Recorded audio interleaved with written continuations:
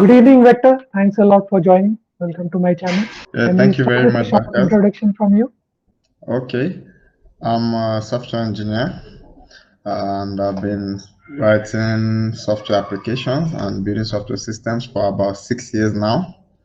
And it's been quite an interesting journey for me. And also throughout my career, I've also been able to work across different industries, writing software applications in education, telecommunications, financial services, and investment services. Oh, wow. It's a wide range. So, like, how did you start? How did you think of getting into the IT industry? Uh, Okay, I read computer science in school, and in my second year or third year in school, I started learning how to program and write software applications more aggressively. Uh, I enrolled into a software engineering um, pre pre degree program, which I ran alongside my undergraduate studies in computer science. So at that point, I picked up interest quite quickly, and my nature of wanting to learn things and figure out how things work has also been what I leveraged on my curiosity to actually get into the field. And from there, I started building more applications for people. People liked what I did, and I also kept on learning and improving on myself. So I started quite early from school, and I didn't stop. Oh, so did you feel a difference between what you had thought about the IT industry and what you found in the on your first job? Was it a shock, or you expected that? It wasn't really a shock. 6 years ago in my country, I'm from Lagos, Nigeria. The IT field was really picking up very fast at that time. So, in the tech ecosystem, there were fewer developers, that we knew publicly at that time. So we kind of grew into things in the ecosystem actually. And I have seen firsthand, I've seen a lot of technology changes in terms of adoption and seeing more people come to the field. But at the time when I started, I was learning pretty much everything I could from front end development, UI designs, web applications, and websites. Then I moved to backend systems. But when I got out there, when I after my undergraduate studies, looking to get into the industry full time, I pretty much was able to adapt myself quickly because I've been doing those things from school. So it wasn't really a shock for me.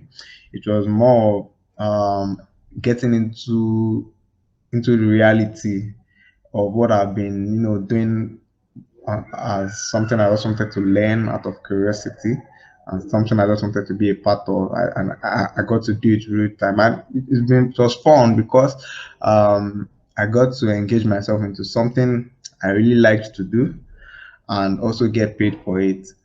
And so it felt like life's work to me. Okay, nice. So, what did you learn on your job? Like, I'm sure there were some skills that you had not learned in college, but were imperative in your job. Can you just tell me about Absolutely. that? Absolutely. I learned a lot on the job. I'm still learning today, different experiences.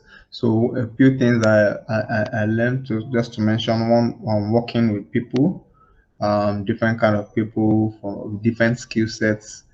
And two, more technically, I learned to work with larger data sets, right? And also work with real world case scenarios. So working with larger data sets meant that I had to be much more efficient with with the program that I wrote, and also more considerate about my users' interactions with the system that I provide. So those were the realities that I engaged with, right? That made me to pick up new learnings about how I how I write software applications today. Okay, so how did you learn these things? Just on job, or you took some effort on it? I learned them on the job from first realizations, feedback. I'm a person who appreciates feedback a lot. I request for them, and when I get them, I work on them. So feedback from job experiences, how I've been facilitating my learnings in these areas, and also from my colleagues also. I see how they do things and pick up the positives and also learn from the negatives. Okay, so you did not go for any formal training, or just learn from the environment. I I did a formal training for software engineering. That was like I mentioned earlier back in my school days. I did an advanced diploma in software engineering Okay, at the time. And after that, I still learned my stack. I'm a Java developer mostly, so I did some formal trainings on the Java ecosystem, learning in depth about the Java language and software engineering at large. I read there's a document about the software engineering body of knowledge document that I also read. I also read that helped me learn more about the software engineering as a practice this time around. So the learning hasn't stopped. It goes on okay, every day. That's the industry that we're in. We learn every day. We learn every minute by the things that we do, seeking for new ways to improve and also ways to do things better. okay. So, what was the most frustrating time of your career, and what was the most exciting time of your career? The most frustrating time of my career uh, is not really frustrating because I've had a good ride. Honestly, I'm all along. I enjoy doing this. So frustrating is not frustrating, but I'll say when initially when I started building for users, not more for my hobby or for what I like. To get users changing, you have to continue to iterate and build according to changing requirements frequently at the time due to the adoption rate of technology applications at the time. It was quite frustrating, but I've now gotten used to it and I'm more change embracing. So I understand that the users I provided a software application for a year ago are exactly not the same users that they are today, or they don't exactly have the same mindset as today. So change embracing and I try to I adapt to changing requirements. So it's not really frustrating now, but then when I started out, it usually frustrated me. Exciting times. Uh, the most exciting times in my career are when my applications make it into the hands of users and I get to see people use what I've built and I see them all around from time to time. I mean, that feeling is always exciting. So that's an exciting time for me. And I get to see people use my applications, something that I've worked on with my team for so long, and now it's in production, it's live.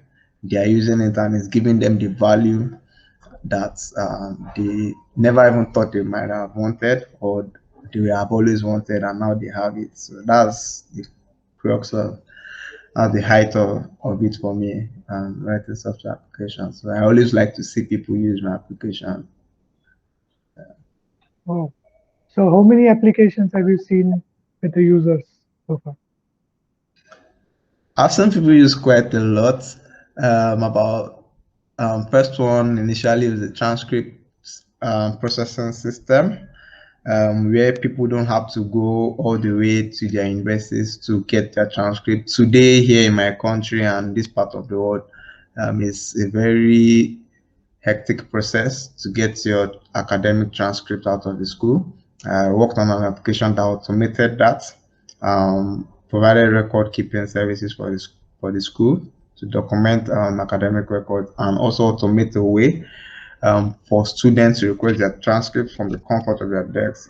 Even about 2 weeks ago, somebody posted on it on Twitter that this system is really, really fantastic, and people who don't have such don't know what they are missing. I was just reading that on Twitter, and I was like, wow, I mean, people still value this thing. And another one, the banking, mobile banking applications that I've worked for in some banks here in Nigeria. I mean, people don't have to go out of their homes to do bill payments to pay for their water, light, electricity bills. They recharge their applications, transfer money to people from the comfort of their home. I have about 2 to 3 applications that do that, and I've seen people use it all the time. I use it myself.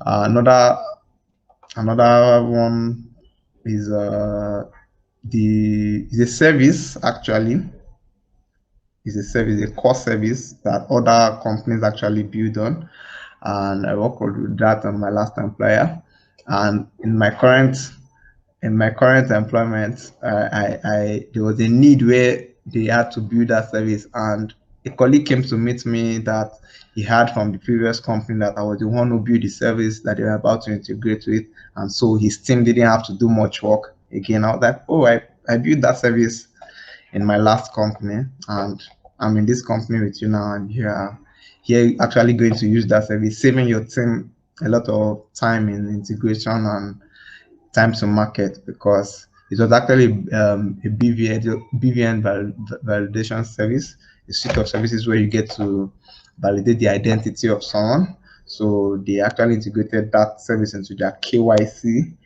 requirements um, for the system they were building at that time. So and other people that service has saved and also provided value for them in terms of identifying the users that they are onboarding onto their system. And most recently, an investment tech platform that I built from the scratch. And before the system became available about a month ago, we have people about a team of people who work on reporting, and it was very hectic for them. But now that process is automated, and with the click of a button, few navigations here and there, you can see a wide range of reports available to you from the comfort of your screen. And that's really saved people a lot of time and provided more data interpretation for them. So these are the things that that I see that makes me want to just continue. You know, see how you reduce time or save people a lot of stress due to something that you have provided. And I mean that's the essence of technology. And I'm happy to to have the opportunity to provide such things to people from time to time. Wow. Yeah, indeed. It must be exciting when you have slogged for making something and then you find someone else using it and the benefit out of it. It's really a nice feeling. Yeah. Yes. So, what is your plan for future? How do you planning some startup or there's some products in your mind? Yeah, some ideas for future. Yes, I do. I do. Going forward, the technology space is fast, even 10x at this time. And also, I'm looking at Web3 at the moment, that's blockchain. There are very, very key and essential services being built on the blockchain right now as we speak. I'm looking at that space at the moment. I'm also looking at exploring more on investment services. I currently work on investment tech at the moment. And on the side, outside of technology, I also do trading. I work personally for myself as a trader. So I'm looking to marry both worlds together in a way that helps people value their money and make their money more manageable for them, provide services, technology services that make the money more manageable, and also um, provide returns for them.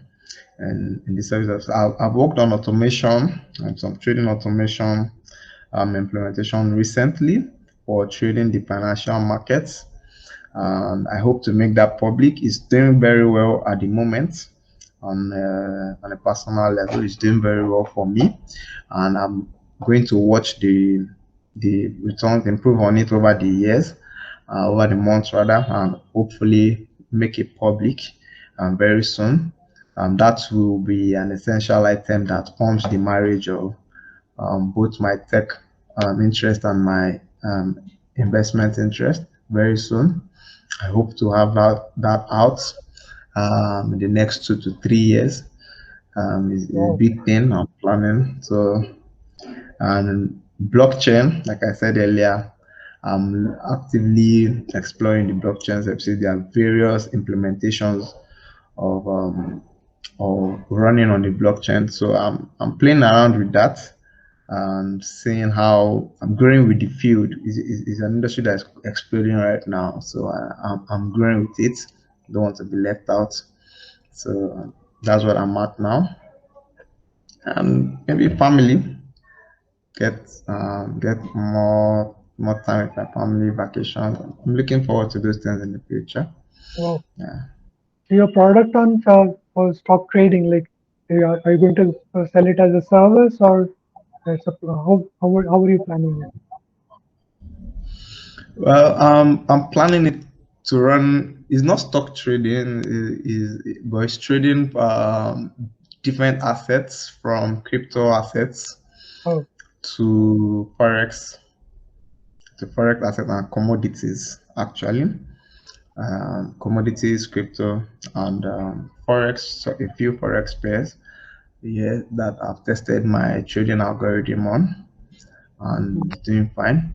So I'm thinking of offering as an embedded fund, more like an hedge fund, private hedge fund that works, and I'm going to provide the hedge fund services. So, but I'm putting it ahead because of the regulations behind things like that. So, but technically, I think I'm going to be ready in a month's time. oh wow. So just need to work around the regulations around it. Uh, 1 month is almost there. Yeah. yes. This product that you're making for say, trading or forex or cryptos, like, would it be a service or like how would I use it? It's going to be subscription based. Subscription based. Actually, Okay. yes, I tend to open it to a finite set of people, Hmm. mostly HNIs, friends and families, and then go scale it out to the public. I tend to build it inside out, build an inside Okay. out approach as opposed to outside in, marketing to a lot of people and building a funnel to get people in. I tend to build it inside out, let it grow organically and exponentially. So the going to be a subscription-based fund of going to offer to people, give them a certain percentage return on their investments, um, category-based, depending on um, how much you supply. We're going to provide it as on a band level. So by bands, I mean categories of every investment amount. Okay, medium, high, and thereabout. So based on that, you get a percentage return on your investment over a certain period of time, and that I intend to offer the service. Okay. That's nice. Let me know. I would like to try it out. Sure, sure. Suppose a fresh graduate, somebody fresh out of the college, and just Okay. about to get a job, he asks you, how should I, what do I do with my life? And how would you answer him? How would you guide somebody? I'll answer this that to that person this way. if you can, if you can follow your genuine curiosity, is what I've done. Um, Not everybody has the opportunity to follow their curiosity, right? Some people are interested in something, but they can't afford to do that because they actually have to focus on what brings in the views and put food on the table or something like that. So, but what I would tell anybody is, as if you can follow your genuine curiosity, a part of your genuine curiosity. What do you see yourself driving, waking up, and wanting to do without being pushed to? What do you see yourself pushing, going hard at without anybody inviting you to? That's the part of your genuine curiosity. I'm happy I'm there right now. Like I mentioned earlier, I'm glad for the opportunity to be able to do what I love and also earn from it as a software engineer. So I'll tell anybody the same thing. If you can, follow your genuine curiosity. If you cannot, then you look for ways that sets you on a path to follow your curiosity, because that's life is a long journey. It's short, but it's a long journey. There's the saying that goes, the years are short, but the days are long. Yeah. So whatever you, yeah. So whatever you do, you keep on going every day, take it day by day, but make sure that you're able to wake up and say, okay, I'm going to do this today. And when you go to bed, say, I'm glad I did this today.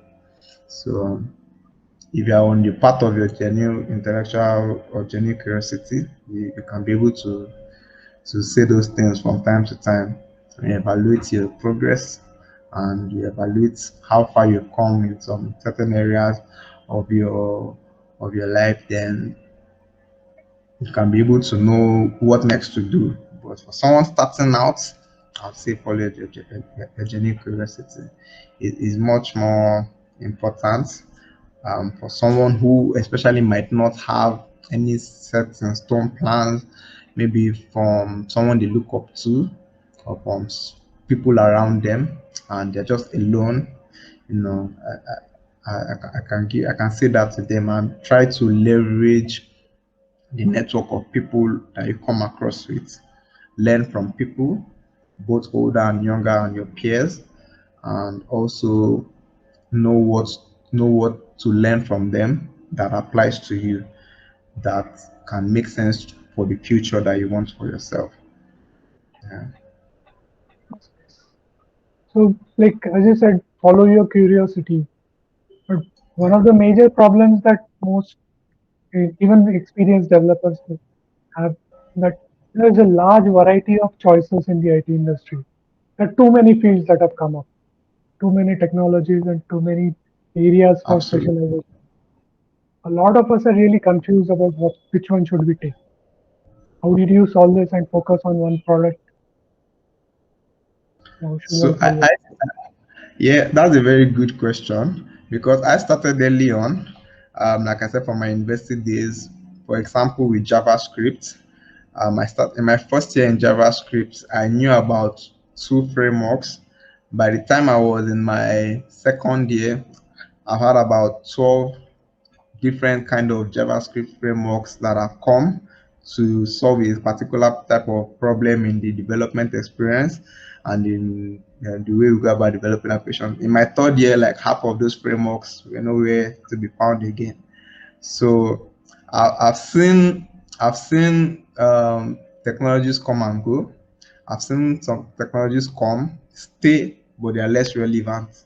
So what I've discovered is about this application or whatever technology you use and the problem you're solving at large, you know, the value you're providing, irrespective of the technologies that are coming today. You had the upsurge of cloud services from about less than a decade now. I mean, everybody is using cloud now. It was first at the corporate level. Now everybody is using cloud services, and there are different types of cloud service providers today that you can learn. Different technologies are being applied to. So you pick your niche. You know what you can have a you can have a breadth your of technical skills, but at the point in time is usually good to have a depth in certain areas.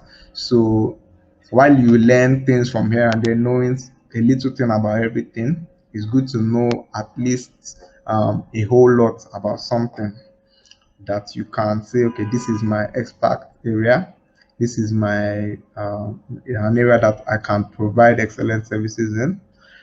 Today, I'm more focused on back-end engineering. I can do front-end. Served as a DevOps engineer before. I've served as a website developer before, but I've been able to see where my interest lies, which is back-end services, and I'm focused on that.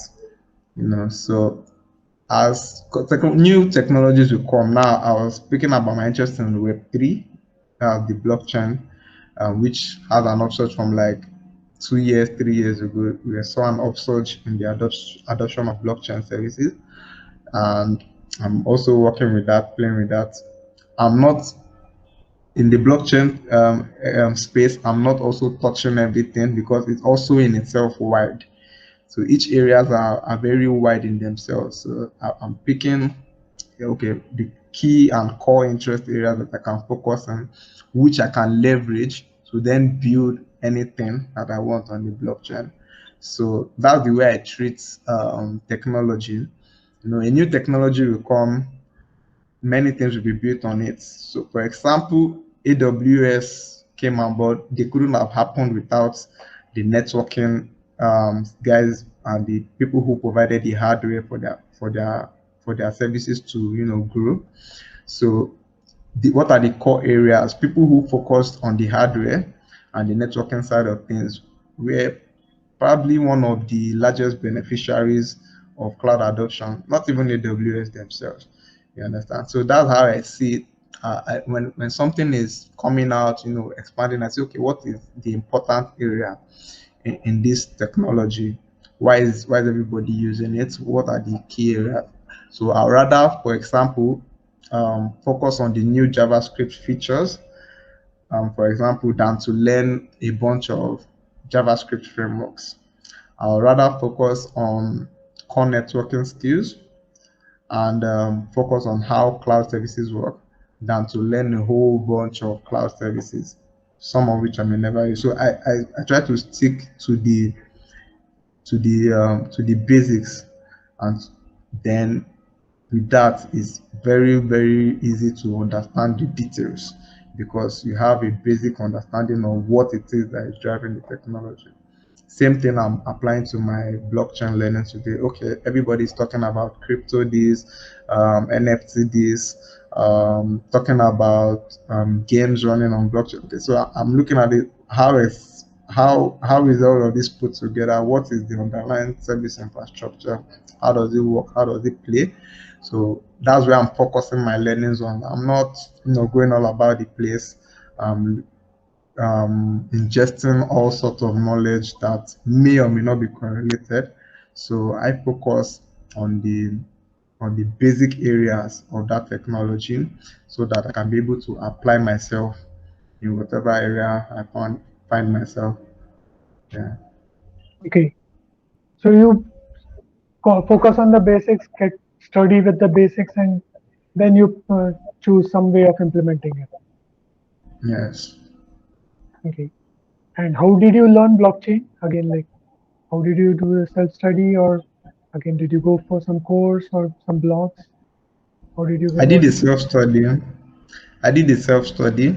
There's a lot of information available on the internet, and I started from there and started to streamline my studies based on what is applicable. Try to block out the noise from what everybody has an opinion on blockchain today. So I stick to much more relevant resources like white papers and also people who are relevant in the field, the articles that they bring out, and people who have also written applications on blockchain. So that's how I pick my study materials.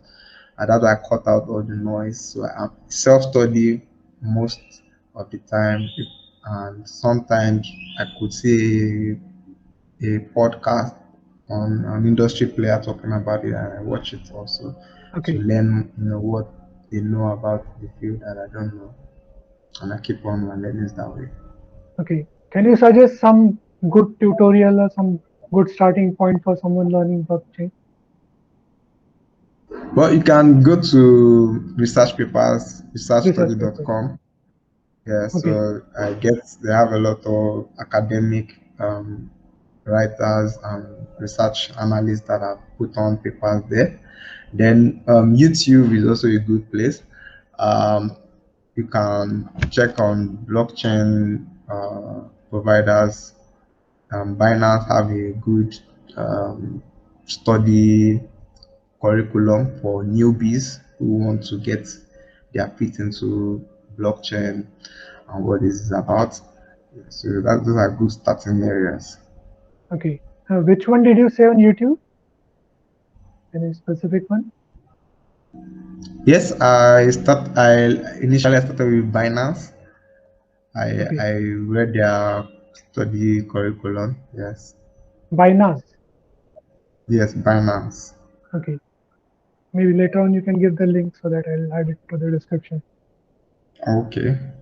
Okay, that's great. Good. I'm sure you're doing great job with your product. We're really eager to look for that. Very eager to wait to see it working. And you have Okay. given a nice overview of your journey and how you built yourself to this level. It's really exciting to meet somebody who has mastered his technology and is about to release a product. Very few people who have got to this stage in just 6 years. It's really nice. Thanks a lot. Thank you very much for your inputs. I'm Yeah, sure our thank you. audience will benefit from this. Okay. Yeah, I'll stop recording this now.